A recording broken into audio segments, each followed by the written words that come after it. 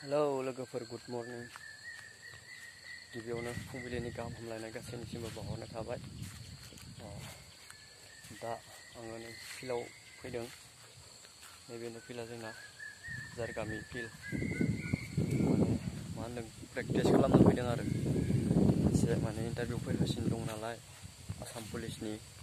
माने बांद्राय गोबाव गैला आंनिया फैगौ सेप्तेम्बर दाननि 30 खालारखालि जागोन आंना इन्टारभिउआ मुसलपुर बोरबरि केम्पआव।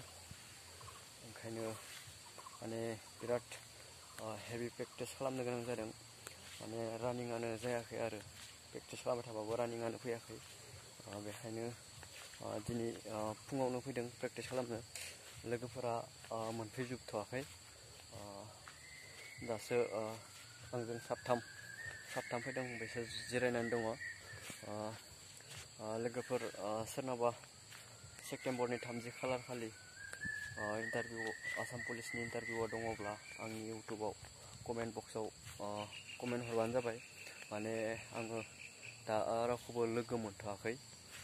बेखायनो सोरनाबाफोर सेप्तेम्बरनि 30 खालार खालि दङब्ला कमेन्ट हरनो थाखाय गुरै खावलायबाय।